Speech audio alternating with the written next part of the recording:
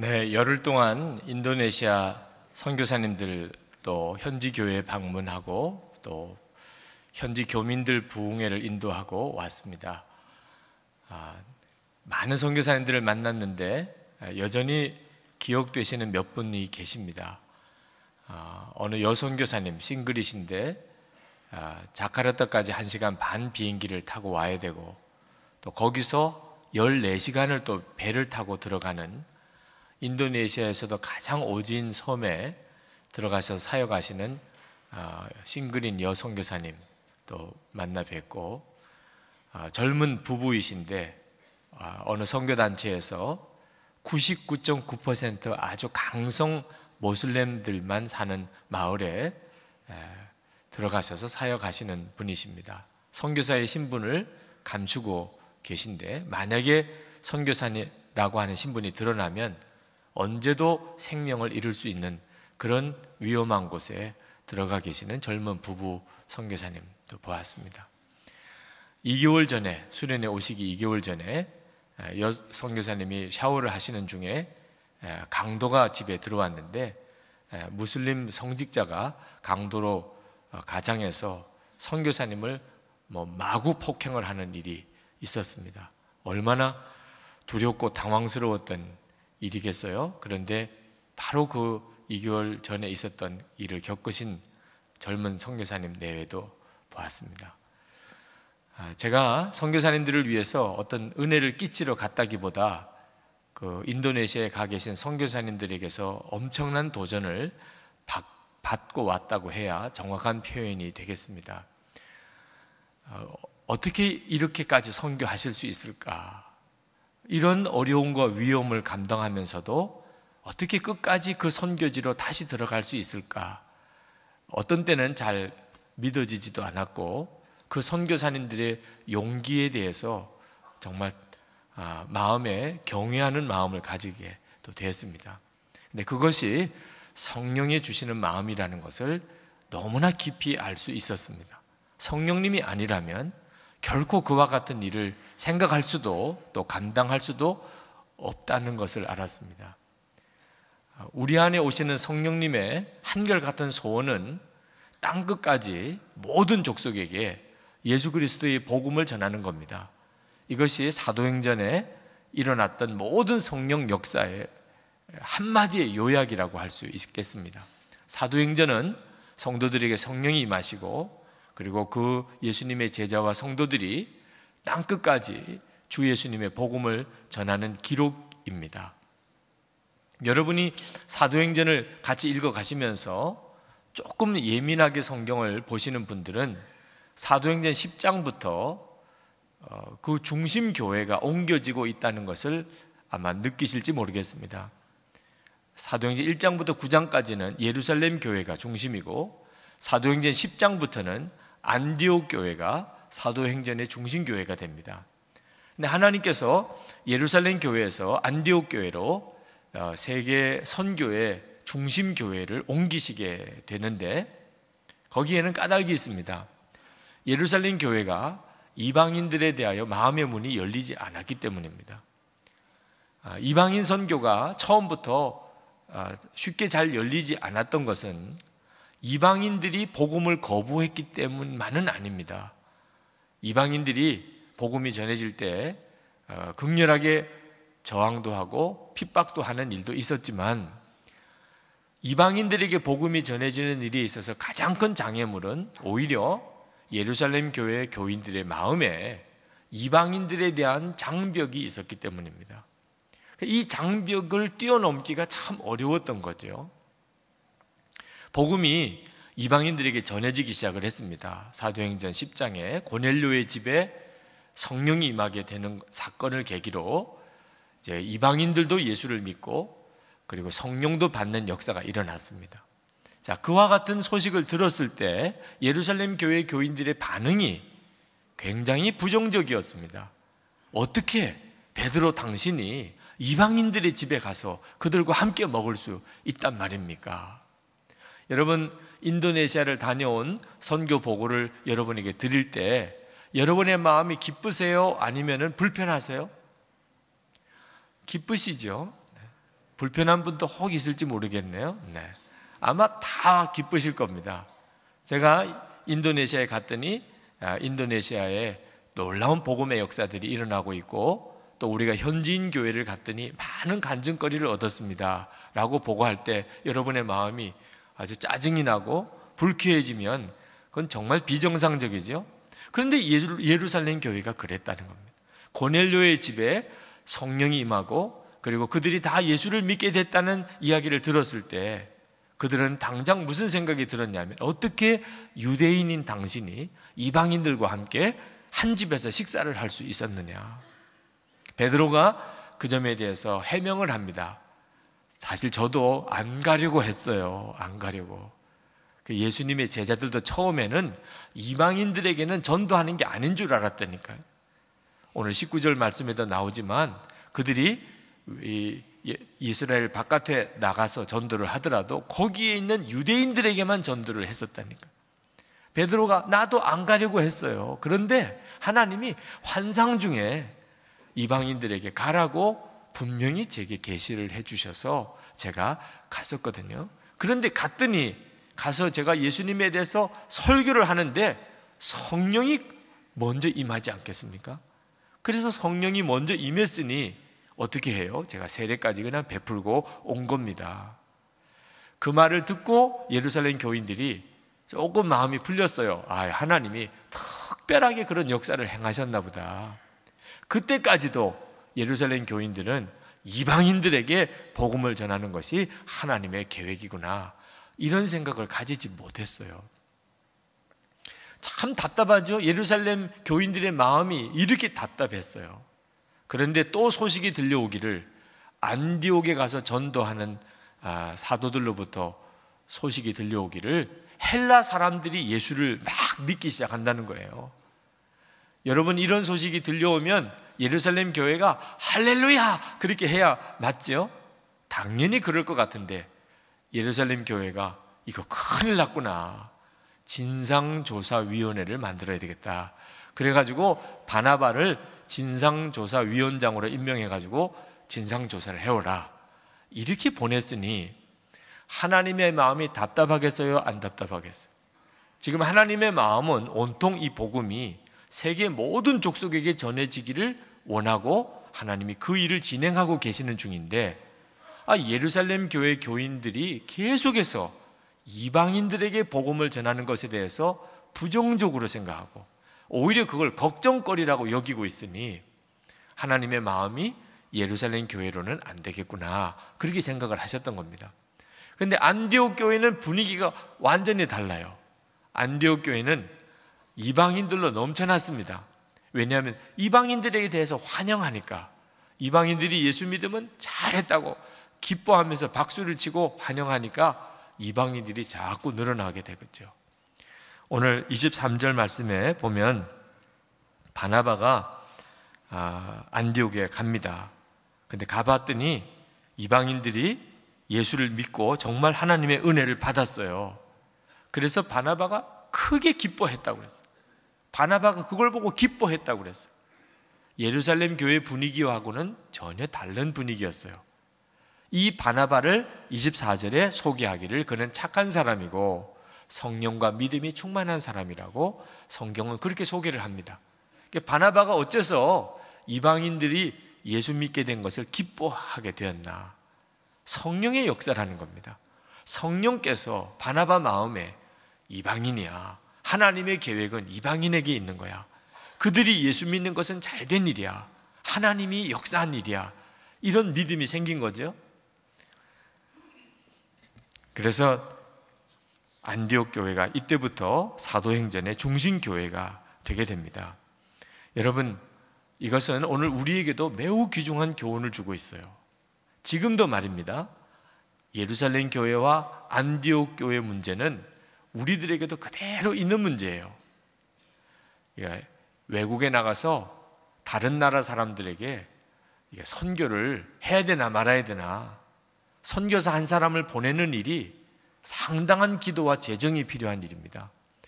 그 선교사로 가겠다는 사람이 생기면 기뻐하고, 야, 선교사로 가려는 사람이 이렇게 일어나는구나, 우리가 어떻든지 도와야지, 이런 마음을 가지고 있는 교회는 하나님의 마음에 있는 교회죠. 그런데 선교는 왜 해야 돼? 선교사님 도와주려면 또 이게 부담되는데, 지금도 그런 마음 가지고 있는 교회와 성도들이 있어요. 여러분들의 마음에 이 외국 사람들에게 다른 나라에 가서 복음을 전하는 이와 같은 일에 대하여 마음이 열려있는 사람은 하나님의 마음이 있는 사람.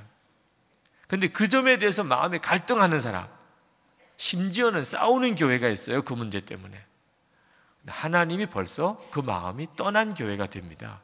자기 복을 걷어차는 거죠.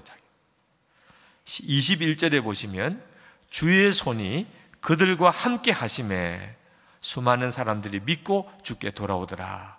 하나님이 함께 손을 얹어주시는 역사가 있다는 거예요. 그 역사가 어떤 역사냐? 이방인들에게 복음을 전하는 하나님의 계획에 대해서 나도 마음이 같이 열려있는 그런 성도와 교회에 대하여는 주의 손이 함께 하신다는 거죠. 26절에 보면 안디옥 교회에서 처음 교인들이 세상 사람들로부터 그리스도인이라는 이름을 듣습니다. 우리가 예수 믿는 사람을 그리스도인이다, 크리스천이다 그렇게 말하죠. 이런 말이 언제 처음 들렸느냐? 예루살렘 교회가 아니에요. 안디옥 교회에서 그리스도인이라는 말을 교인들이 처음 듣게 됩니다. 이 말은 이방인들에게 복음을 전해야 되겠다는 마음을 가지고 있는 성도야말로 그리스도인이라고 불리움을 받을 자격이 있다, 이런 뜻이죠. 또 27절에 보면 안디옥 교회가 개척교회 형편인데 모교회인 예루살렘 교회를 구제비를 보내요. 흉년이 들어서 다 어려울 때가 됐는데 안디옥 교회가 우리 모교회 예루살렘 교회에 구제비를 보냅시다. 그래가지고 구제비를 모아가지고 구제비를 보냅니다. 모교회가 개척교회를 도와야 돼요? 개척교회가 모교회를 도와야 돼요? 그런데 안디옥 교회의 경우에는 개척교회가 모교회를 돕는 일을 하게 됐다는 기록을 하고 있어요. 왜 이 기록을 꼭 썼을까요? 하나님께서 안디옥 교회와 함께 하셨어요. 그래서 돕는 교회가 된 거예요. 돕는 교회가 축복받은 교회죠. 이방인 선교에 대해서 마음이 열려있는 교회는 돕는 교회가 되는 복을 받습니다. 이번에 인도네시아 수련회를, 선교사님 수련회를 갔다가 선교사님들이 그렇게 감사하는 인사를 들었습니다. 선교사님들의 마음에 작년에 저희 교회가 올해 인도네시아 선교사님 수련회를 돕겠다고 약속은 했지만 연말부터 닥쳐온 세계 경제 위기 때문에 이 약속이 실제로 지켜지기 어렵겠다. 선교사님들은 그렇게 생각을 하고 계셨던 것 같아요. 이와 같은 경제 위기 때 도대체 어느 교회가 인도네시아에 있는 전 선교사님들을 다 모시고 수련회를 할 수 있을까? 그런데 약속을 지키고 뿐만 아니고 33분의 선교팀이 같이 와서 어린이부도 섬겨주고 중고등부도 섬겨주고 식사 또 접수 안내 모든 진행을 다 섬겨주고 중보기도자로 함께 서주는 걸 보고 너무너무 감동을 받으셨어요. 나중에 우리 선교팀이 버스로 수련회장을 이렇게 떠날 때 선교사님들이 너무나 아쉬운 마음으로 작별 인사를 하시고 우리 교회 게시판에도 글을 올리셨죠. 너무너무 감사해 하셨어요. 근데 제가 그때 그 선교사님들의 감사 인사를 받으면서 하나님께 그렇게 기도했어요. 하나님, 하나님께서도 그렇게 인정하신다면 저로서는 충분합니다. 저희 교회가 재정적으로 이 일을 위해서 많이 섬겼지만 또 함께 갔던 선교팀이 헌신이 정말 컸지만 하나님께서도 너희들이 참 수고했다. 내 마음을 기쁘게 했다. 여러 어려운 여건에서도 선교사님들을 위해서 너희들이 최선의 섬김을 했다. 이렇게 하나님이 인정해 주신다면 그럼 수지 맞은 거죠. 수지 맞은 거예요. 그건. 정말 놀라운 일이죠. 여러분, 주님의 손이 항상 함께하는 삶을 살고 그리고 그런 교회가 되려면 우리 마음에 무너져야 될 장벽이 있다는 것을 알아야 됩니다. 예루살렘 교인들만 마음의 장벽을 가지고 있는 것은 아니었어요. 우리도 똑같이 마음의 장벽을 가질 수 있습니다. 예루살렘에 있는 유대인 그리스도인들은 유대인이냐 이방인이냐 하는 문제 때문에 마음의 장벽이 있었어요. 사람을 다 똑같이 보지 않았습니다. 그런데 지금도 우리 한국 사람들 중에 어느 지역 출신이냐, 어느 학교를 나왔느냐, 어느 정도 경제적인 수준에서 사느냐, 이런 문제들 가지고서 사람을 차별해서 보는 마음의 장벽이 여전히 있습니다. 나하고 가까운 사람하고는 굉장히 친하고 그렇지 않은 사람에게는 거리감을 두는 마음의 장벽이 사람들의 마음에 다 있단 말입니다. 좀처럼 가까이 하기 싫은 사람, 솔직히 마음이 열리지 않는 사람, 이런 마음을 가지고 있으면 주님의 손이 함께하는 성도, 그와 같은 교회 되지 못합니다. 여러분, 예수 믿으시고 여러분의 마음에 사람에 대한 장벽이 다 무너졌습니까? 이번에 우리를 안내해 주시던 우리 김승혜 선교사님이 우리 선교팀에게 그런 부탁을 하시는 것을 들었습니다. 여러분, 인도네시아에 오시면 인도네시아 사람들이 사는 모습을 이렇게 가만히 보다 보면 좀 마음에 안 드는 점, 이 사람들은 왜 이렇게 살지? 왜 이렇게 행동하지? 그런 모습들이 보이게 될 겁니다. 그러나 꼭 부탁을 드리는데 여러분의 기준을 가지고 인도네시아 사람들을 판단하지 말아주시기를 부탁을 드립니다. 그렇게 부탁을 하세요. 그러면서 당신의 간증을 하시더라고요. 선교사님이 인도네시아에 와서 인도네시아 사람들과 같이 지내보니까 도무지 마음에 안 드는 점들이 한두 가지가 아니더래요. 왜 이렇게들 사실까? 왜 이렇게들 행동할까? 한 번은 솔직히 너무 화가 나더랍니다. 인도네시아 사람들에 대해서 마음에 막 화가 나서 안절부절 못할 때 하나님이 말씀을 주시더래요. 너 인도네시아에 왜 왔니? 너 인도네시아 사람들 판단하려고, 인도네시아 사람들을 가르치려고 너 온 거니? 너는 인도네시아에 나의 사랑과 복음을 인도네시아 사람들에게 전하려고 온 거 아니니? 그 말씀에 그냥 마음이 탁 무너져 버렸어요. 부끄러워서 아무 말을 못하게 됐다는. 인도네시아에 사람들이 어떠냐, 잘하냐 못하냐 판단하려고 온 것도 아니고 복음 전하려 온 선교사면서 자꾸 인도네시아 사람들에 대해서 불평하고 화내고 하는 자기 자신이 얼마나 자격 없는 것인지를 깨달았다고 우리들에게 꼭 부탁을 하시더라고요.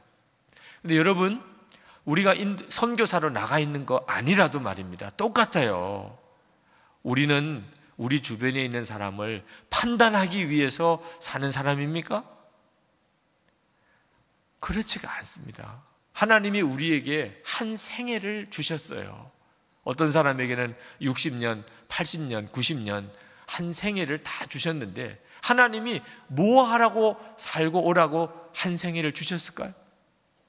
다른 사람보다 경제적으로 조금 더 넉넉하게, 세상에서 조금 더 그 사람들보다 좀 더 높은 위치에서 살다가 오라고 하나님이 생애를 허락하신 것일까요?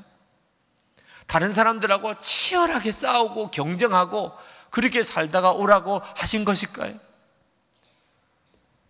다른 사람들에 대해서 질투하고 열등감 가지고 마음의 고통을 겪다가 오라고 하나님이 한 생애를 주셨을까요? 다른 사람보다 더 많이 가지고 더 먼저 빼앗으려고 그렇게 아둥바둥 살다가 오라고 하셨을까요?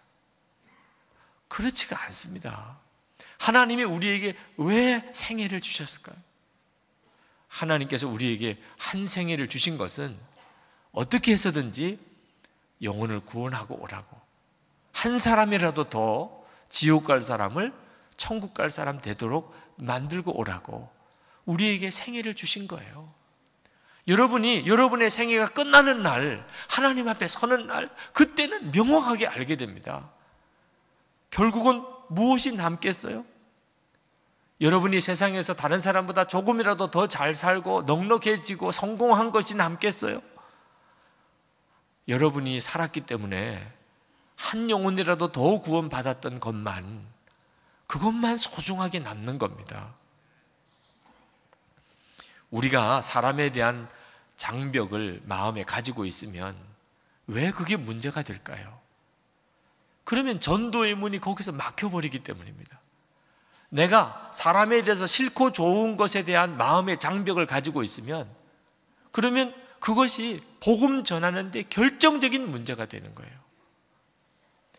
최근에 결혼을 하고 신혼여행을 아프리카 알제리로 다녀온 여전도사님이 있습니다. 아프리카 알제리에도 좋은 신혼여행지가 있나 보다 이렇게 생각하시는 분들은 오해예요. 저에게 찾아오셨어요. 결혼식 주례를 앞두고 목사님 신혼여행 때문에 휴가를 조금 얻어야 되는데 조금 길게 주실 수 없습니까? 그런 부탁을 하러 오셨어요. 그래서 왜 그러냐 그랬더니 알제리에 있는 선교사님이 이번에 아기를 낳으러 한국에 오셨어요. 근데 이미 한 5살 되는 아들을 또 데리고 있습니다. 네, 한국에 와서 아기를 낳았어요. 이제 알제리로 돌아가야 되는데 갓난 아기 또 이 어린 아이들 데리고 도무지 알제리로 돌아갈 수가 없어요. 누군가가 같이 보호자로 같이 따라가 줘야 되는데 또 이와 한국에 나온 김에 가져가야 될 선교 물품들도 있고 그래서 너무너무 안타까워하고 있다는 소식을 듣고 결혼하게 될 신랑과 그런 의논을 했대. 우리가 신혼여행을 어차피 가게 되는데 그러면 아프리카 알제리로 갑시다. 그러면 선교사님 모시고 우리가 가면 되잖아. 갈 때 짐도 같이 많이 가져갈 수도 있고 또 아기도 우리가 봐주면서 가면 되잖아요. 너무너무 마음에 감동이 되더라. 그래서 갔다 오는 기간을 충분히 쓰라고 신혼여행을 갔다 오도록 허락을 했습니다. 알제리에 가서 선교사님을 잘 모셔다 드리고 그리고 돌아왔어요. 제게 감사하다고 편지를 써주었는데 그 편지 속에 이런 내용이 있더라고요. 알제리가 130년 동안 프랑스의 지배를 받았고 그리고 독립을 했는데 독립하던 날 그들이 제일 먼저 한 것이 뭐냐? 프랑스 사람들이 세우는 교회 성당에 들어가서 십자가를 떼내고 거기에 이슬람 사원을 만들었다는 거예요. 130년 동안 그렇게 예수 잘 믿는다는 프랑스 사람들이 얼마나 못되게 굴었는지 마음에 아주 원한이 맺혔어요. 원한이. 그래서 독립하는 그날 그들이 제일 먼저 한 것이 알제리에 있는 세운 모든 교회와 성당에 있는 십자가를 다 떼냈다. 그리고 알제리는 회교국가가 되어버리고 말았어요. 너무너무 마음이 안타깝더라. 여러분 이것은 지금 우리들에게도 동일하게 주어진 교훈입니다. 우리가 우리 마음에 사람에 대한 장벽을 가지고 있으면 그러면 바로 전도의 문은 다 막혀버려요. 식민지 시대에 그때 지배 국가였던 나라 국민들의 마음에 피지배 국가인 그 알제리 사람들이 어떻게 보였을까요? 얼마든지 무시해도 되고 얼마든지 착취해도 되고 그리고 멸시의 대상, 종처럼 부리는 대상이었단 말이에요. 사람에 대한 마음이 달라요. 그것이 얼마나 무서운 결과를 나중에 가져왔는지. 이 일이 그 알제리를 식민 지배했던 프랑스 사람들만의 문제가 아니라 그 말입니다. 지금도 예수 믿는 그리스도인들의 마음은 사람들의 마음의 장벽이 무너지는 것이 정상이에요. 그렇게 되어지는 것이 복음의 능력이에요. 그럴 때만 사람들에게 전도의 문이 열리게 된단 말입니다. 어느 목사님께서 군목으로 계실 때 한 미혼 장교를 전도하려고 그렇게 애를 썼는데도 마음을 열지를 않는 겁니다. 하루는 아주 작정을 하고 예수를 전했습니다. 그랬더니 이 장교가 자기는 예수 안 믿기로 결단을 했다는 겁니다. 아니 세상에 왜 그렇게 하셨냐고 그랬더니 대학 시절에 하숙할 때 이야기를 해요. 얼마나 예수를 열심히 잘 믿는 아주머니가 집 주인인지 결국은 교회를 나가게 됐다는 거예요. 그렇지만 그렇게 예수를 잘 믿는 그 아주머니가 이해가 안 되는 점이 하나 있더라는 거예요. 같은 교회 집사님을 그렇게 험담을 하고 안 좋게 말을 하는 거예요. 같은 예수 믿는 사람들끼리 왜 그러실까? 나중에 알고 보니까 남대문 시장에서 같은 업종으로 장사를 하시는데 그 옛날에 미군 부대에서 나온 물건들을 받아다가 파는 그런 일을 하시는 집사님이에요. 근데 어느 날 집에 전화가 왔는데 그 주인 아주머니가 전화를 받더랍니다. 근데 그 큰 소리로 뭐라고 그러냐면, 뭐라고? 그 집사가 경찰에게 붙잡혀 갔어? 할렐루야! 그때부터 자기는 정말 교회는 가기 싫더래요. 도대체 예수 잘 믿는다는 게 뭔가 그런 생각이 들더래요. 그때부터 자기는 교회 안 나간다. 교회 안 나가기로 아주 결심을 했다는 거예요. 여러분, 예수 믿고도 사람에 대한 마음의 장벽을 해결하지 못하면 왜 하나님이 이 문제를 그렇게 답답하게 여기실까? 예루살렘 교회에서 안디옥 교회로 사명의 촛대를 옮기시는 이유가 뭘까? 전도의 문이 다 막혀버리기 때문입니다. 나중에 하나님 앞에 갔을 때에서야 그 사실을 알게 될 때 얼마나 두려운 일이 되겠나 말입니다. 그러나 여러분, 예수 믿는다고 마음의 장벽이 한순간에 다 쉽게 해결이 됩니까? 결국 좋은 사람이 있고 싫은 사람이 있고 가까이 하고 싶은 사람이 있고 멀리 하고 싶은 사람이 있잖아요. 가족들 중에도 그런 사람이 있잖아요. 교우들 중에도 그런 사람들이 있잖아요. 이거 어떻게 해결하지요? 우리 힘으로는 해결 못해요. 우리의 본성은 어쩔 수 없이 나 중심이라 내게 잘해주는 사람, 내 마음에 드는 사람은 가깝게 느껴지고 그렇지 않은 사람은 멀리 느껴지는 거예요. 같은 예수 믿는 사람들끼리도 마음에 드는 사람, 안 드는 사람이 있는 거예요. 교단, 교파, 그게 왜 그렇게 큰 문제가 되는지 십자가만 그 문제를 해결할 수 있어요. 나는 죽고 예수로 사는 이 십자가의 능력이 아니면 결코 내 마음에 있는 사람의 장벽 해결되지 않습니다. 사람에 대해서 까다롭고 자기중심적으로 판단하는 이 내 본성이 예수님과 함께 십자가에 못 박힌 것을 진짜 믿는 사람, 그리고 예수님이 내 생명이신 것을 고백할 수 있는 사람, 그 사람에게 사람은 완전히 달리 보이기 시작하는 거예요. 여러분, 예수님이 어떠신 분이세요? 예수님이 하루는 세리 마태의 집에서 그 동네에 죄인이라고 소문난 사람 다 함께 모여가지고 식사를 같이 했어요. 세리들, 창녀, 하여튼 그 공동체에서 손가락질 하는 사람들, 예수님과 함께 다 함께 식사를 했습니다.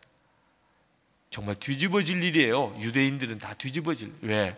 유대인들은 식사가 굉장히 중요해요. 어떻게 식사하느냐.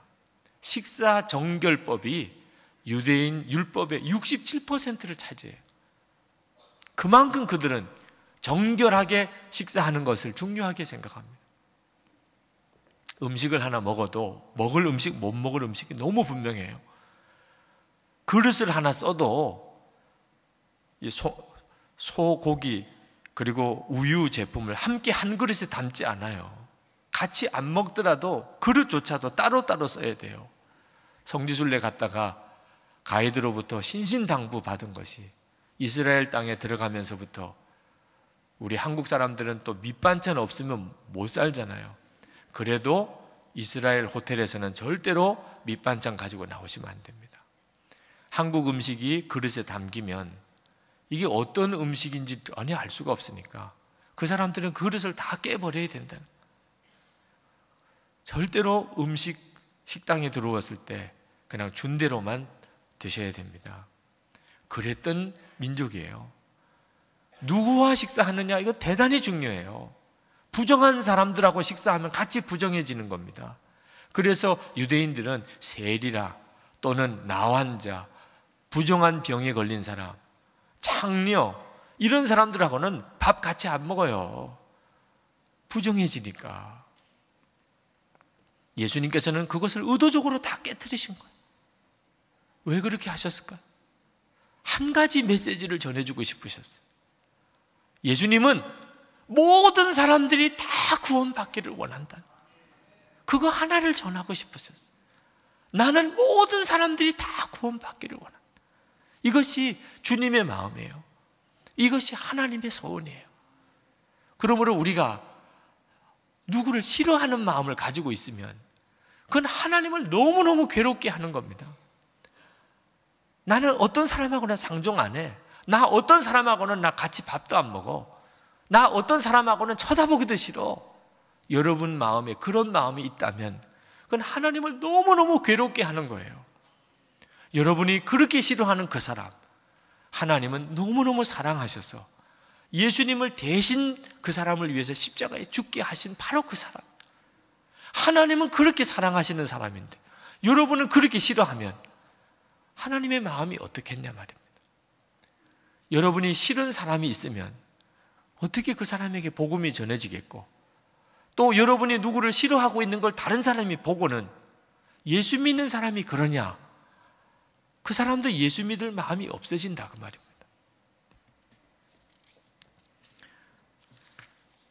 십자가를 통과하고 나야 비로소 이 예수님의 마음을 누리게 돼요. 나는 죽고 예수로 사는 사람은 사람 보는 눈이 완전히 달라집니다.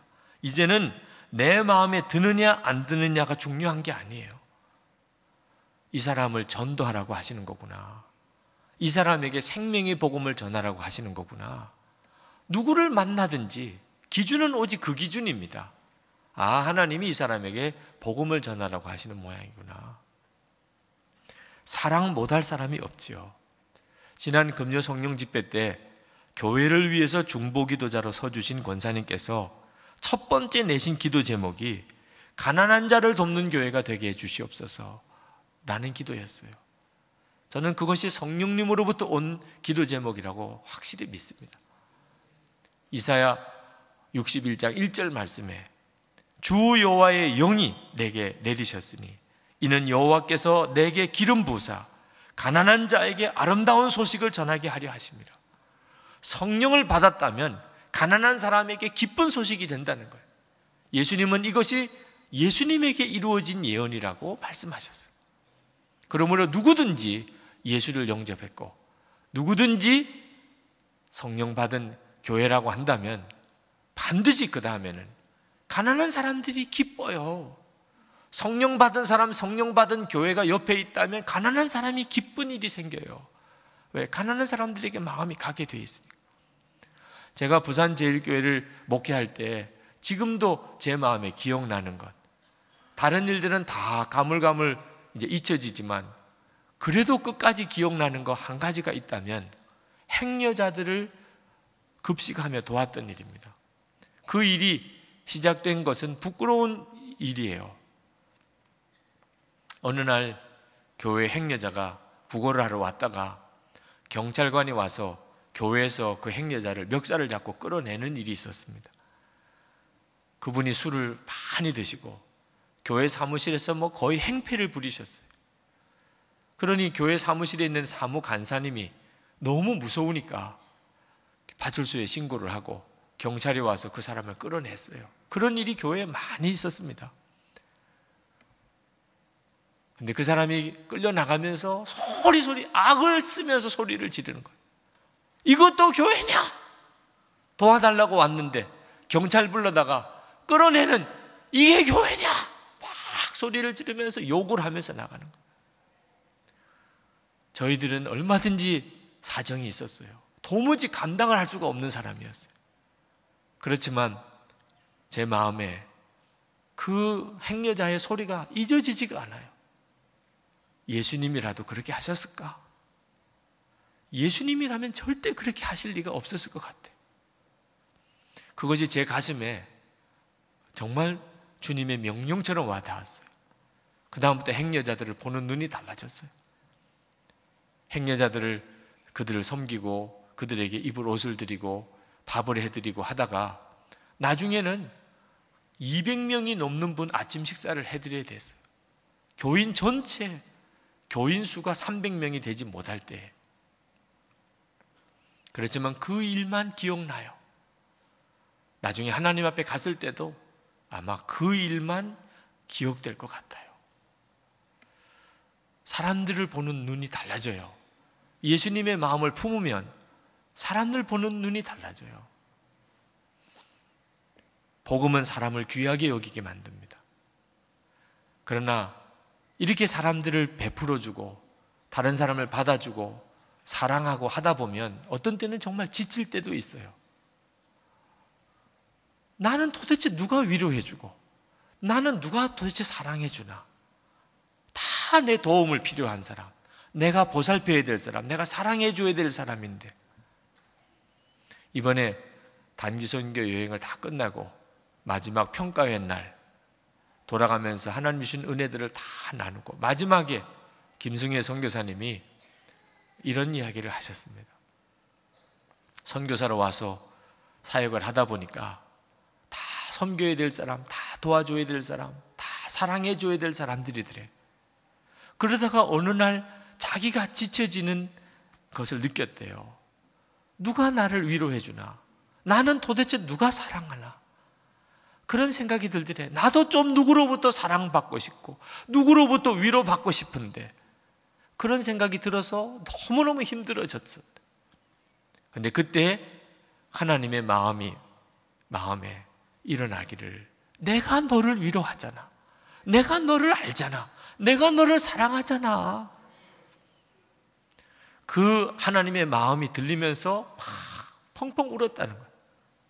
그리고 그 다음부터 그래, 하나님이 나 위로하시고 하나님이 나 사랑하시면 됐지. 그래서 섬길 힘이 다시 생기고 사랑할 힘이 생겼다는 거죠. 오늘 이 시간도 마찬가지예요. 십자가에서 하나님이 우리에게 주시는 축복이 뭡니까? 왜 나를 그렇게 사랑하시고 왜 나를 그렇게 위하시는지. 예수님은 나와 함께 죽으신 것뿐만 아니고 이제는 나를 통해 사신다 말입니다. 오늘 이 시간 여러분에게 그 은혜가 충만하게 있으시기를 축복합니다.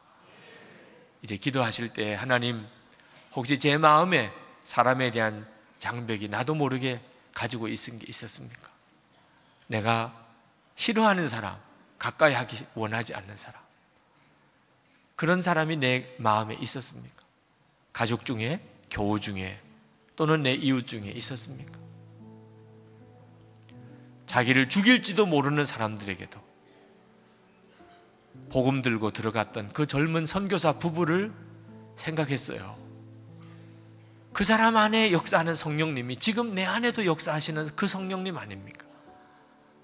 나를 죽이려고 하는 사람일지라도 십자가에 굳게 서보면 사랑할 수 있는 힘을 얻게 됩니다. 하나님 역사해 주옵소서.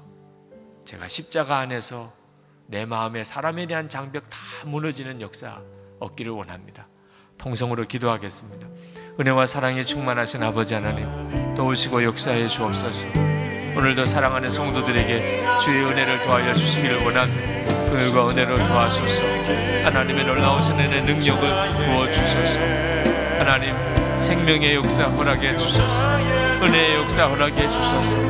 아버지 하나님, 나의 하나님 앞에 간구하고 소원합니다. 사랑하는 성도들에게 주의 은혜를 더하여 주시기를 원합니다. 아버지 만나 주소서. 마음에 위로해 주소서. 주님이 친히 채워 주소서. 주의 십자가로 놀라우게 하나님 역사에 주옵소서. 내려오신 하나님, 하나님의 역사하심을 믿습니다. 우리 가운데 함께 하시는 주님의 역사를 믿습니다. 성도들을 받아주소서. 위로해 주소서. 축복해 주소서. 기름 부어 주소서. 주님을 바라보는 눈을 온전히 열어주소서. 사람을 바라보는 눈도 온전히 뜨게 해 주옵소서. 사랑하지 못할 사람 아무도 없고 받아주지 못할 사람 아무도 없음을 주님 고백합니다. 아버지 하나님, 우리의 마음의 심령에 하나님이 기뻐하시는 그 마음 주소서. 주의 손이 항상 함께하는 그 축복의 삶을 살게 하여 주시옵소서. 놀라우신 하나님 감사합니다. 놀라우신 주님 사랑합니다. 영광을 주님 받으시기를 원합니다. 높임을 주님 받으시기를 원합니다. 주옵소서. 주님 역사해 주소서. 주님 축복해 주소서.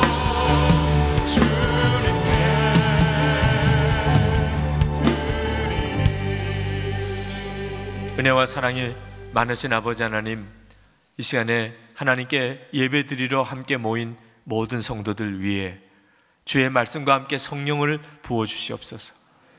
십자가 우리의 마음에 분명히 세워주옵소서. 우리 마음에 우리도 알지 못하게 사람에 대해서 가지고 있는 인색한 마음 또는 싫은 마음, 주님 이 시간 다 무너지게 되기 원합니다. 하나님, 초대교회 예루살렘 교인들 안에 이방인들에 대한 마음의 장벽이 무너지지 않았기 때문에 하나님의 촛대가 옮긴 것처럼 우리도 그렇게 될까 두렵습니다. 예수님 의지합니다. 주님의 십자가만 붙잡습니다. 우리의 사악한 본성, 이기적인 본성은 예수님과 함께 이미 십자가에 못 박혔습니다. 예수님의 마음을 부어주시옵소서. 주님, 사랑하는 성도들의 삶 속에 주의 복음의 능력이 놀라우게 흘러가게 하소서. 하나님의 위로하심과 사랑을 주소서. 생수의 강처럼 우리 주위에 있는 가족들에게, 교우들에게, 이웃들에게 주님 은혜의 강처럼 흘러가게 해주옵소서. 성도들의 삶을 축복합니다. 우리가 하나님께 예배해 드리고 우리의 마음을 다하여 하나님께 헌금을 또한 봉헌해 드립니다.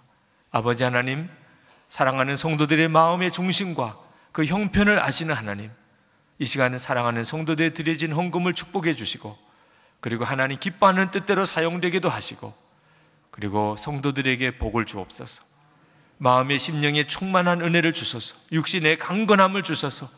부부 사이에 아름다운 하나님 관계를, 자녀들을 축복하여 놀랍게 세워주시고, 부모님들을 행복하게 하는 자녀들이 되게 하소서. 기업을 축복하셔서 주의 일할 힘이 있게 하시고, 하나님 나라와 민족을 위해서 일할 사명자들이 다 되게 해 주옵소서. 이 땅을 긍휼히 여기소서. 예수 그리스도의 십자가 복음과 하나님의 말씀이 이 민족의 중심이 되게 해 주시옵소서. 민족이 하나 되게 하소서. 통일을 이루어 주소서. 북의 위협을 주님께서 긍휼히 여기소서. 하나님의 손에 붙잡아 주소서. 이 일이 평화로운 복음의 통일이 이루어지는 계기가 되게 만들어 주시옵소서. 세계 열방에 나가 있는 선교사님들을 능히 돕는 교회가 되게 해주시고 중보자로 세워 주시옵소서. 예수 그리스도 이름으로 축복하며 기도합나이다. 아멘.